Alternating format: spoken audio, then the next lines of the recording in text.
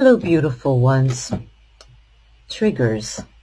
How many of us have experienced them? This really disturbing event where somebody says something, or we smell something, or we hear something, and all of a sudden we go from 0 to 90 and we become very reactive or volatile even.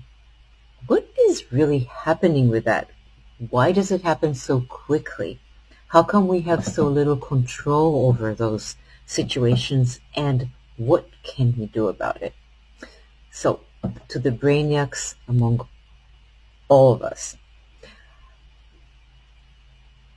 it starts with this almond-shaped organ in the center of the brain. If you've watched previous videos, we talked about that in a different context. It's called the amygdala. The amygdala is sitting in the center of the brain, and we can compare it to the watchtower of the brain. What does the amygdala watchtower do?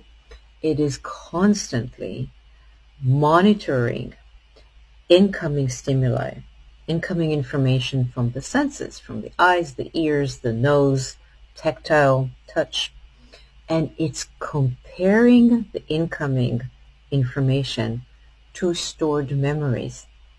Now, if the incoming information reaches a critical threshold of similarity to a traumatic or a very adverse memory, the amygdala, the watchtower, is going to send the alarms. And not only does it send the alarms, but the alarms communicate with the more primitive parts of the brain, with the emotional brain, the midbrain, the old brain, that are going to set the body up very, very quickly for a survival mode.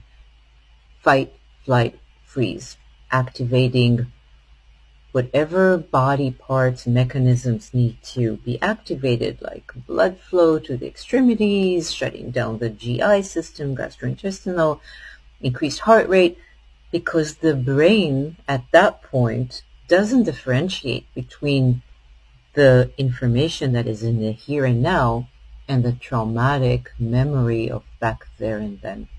It's just too similar. Then we become reactive, almost like a knee-jerk reaction, and we're not even aware at that particular moment that we may be triggered. And we're not aware of the adverse or traumatic memory that is the cause of that. So we have very little control on that knee-jerk reaction at times, and it can cause quite a havoc, as you can imagine. Now, why is there what is going on with this lack of control? Well, Bessel van der Kolk, in his book, The Body Keeps a Score, explains it beautifully. And what is happening, what he says that's happening, and there's a lot of evidence by now for that, is that from the amygdala to the emotional and sensory brain centers, there's all this communication happening, all this activation. But guess what? There is literally no neural connection, no highway between those brain parts and the prefrontal cortex, which is where we would have reasoning and calculating and inhibition and say, wait a minute, maybe we shouldn't just leap across the table. And consciousness of what is going on inside of us and the ability to manage it. There is literally no neurons going from there to here. So this is happening without much consciousness and without much reasonable management of everything that's going on and the havoc. So that's why it happens so quickly, and that's why it's so hard to manage. We're just like, well, I was triggered. What can we do about it? Well, this is where it gets really interesting, as if it wasn't so far. When we are able to, after the fact, identify that this smell, this image, this phrase is triggering, we are able to go back and make the connection to the original traumatic or adverse event that set us up to be triggered by this phrase or image or whatever the case may be. And if we can't do it by ourselves, we can do it with guidance of a professional counselor or a psychotherapist or a psychologist, and even a psychiatrist if they're trained in trauma-informed therapy. Once we make the connection, now we have awareness. Now the awareness is going to be stored in another brain structure called the right orbitofrontal cortex. And that brain structure is connected both to the limbic or emotional brain and midbrain and old brain and to the prefrontal cortex.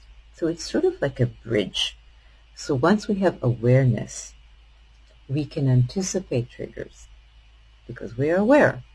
And when we do hit a trigger or a trigger hits us, we are able to use awareness to recognize what is going on and, with the help of the prefrontal cortex, to manage it in a way that is more reasonable and more grounded in the here and now rather than the back there, then and there.